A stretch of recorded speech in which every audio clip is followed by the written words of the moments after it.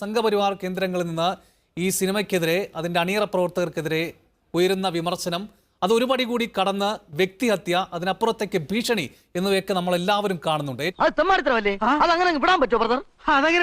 ആ സിനിമയിലെ രംഗങ്ങൾ വെട്ടിമാറ്റുകയാണ്. അത് ഒരു ആവിഷ്കാര സ്വാതന്ത്ര്യത്തിന്റെ കടക്കൽ കത്തിവെക്കലല്ലേ? അങ്ങനെ ഒരു സാഹചര്യം എങ്ങനെ ഉണ്ടായി? ഇതാണ് ഇവിടുത്തെ വ്യവസ്ഥിതി.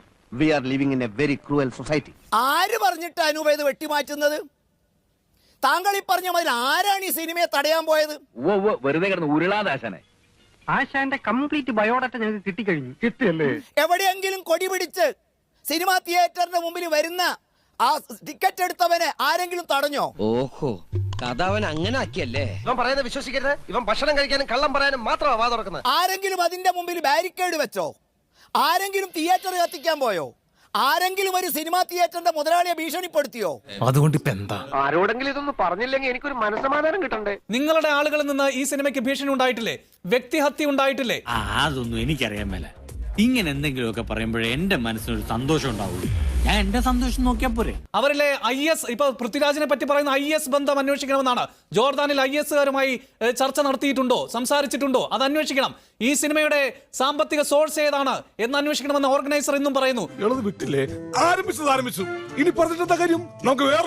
ലോകത്തെ ഏറ്റവും വലിയ രാഷ്ട്രീയ പാർട്ടിയാണ് അനൂപെ BJP. അത്രയും വേണോ?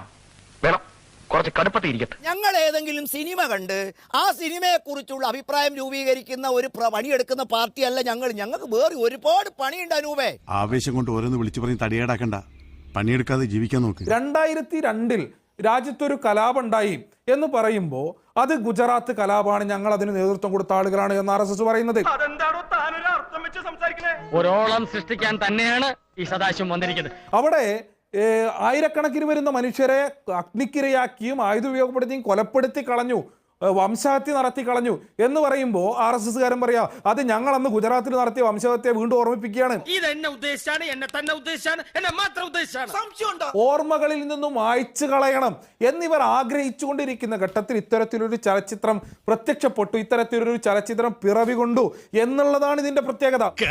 സത്യമാണെങ്കിലും എനിക്ക് അംഗീകരിച്ചു കൊടുക്കാൻ പറ്റുമോ? 17 എഡിറ്റ് നടത്തുന്നതിന് വേണ്ടി നിർബന്ധിതരാകുന്ന നിലയിലേക്ക് ഒരു ചലച്ചിത്രത്തിന്റെ അണിയറ പ്രവർത്തകരെ കൊണ്ടുപോയി എത്തിച്ചിട്ടുണ്ടെങ്കിൽ നവഫാസിസത്തിന്റെ ഇടപെടൽ ഇതാണ്. കാര്യങ്ങളൊക്കെ കൈവിട്ട് പോയല്ലോ.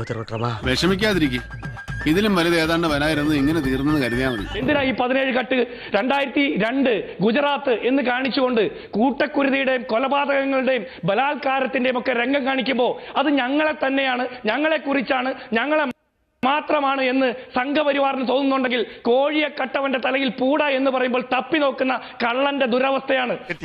മുതലും പലിശ ചേർത്ത് കിട്ടി. എല്ലാരും കൈവച്ചല്ലോ, ഇനി ആർക്കും പരാതിയില്ലല്ലോ. ഇതൊരു കാര്യം മറ്റേടത്ത് ഐഡിയ ആയിപ്പോയി. അവിടുന്നും കിട്ടി, ഇവിടുന്നും കിട്ടി.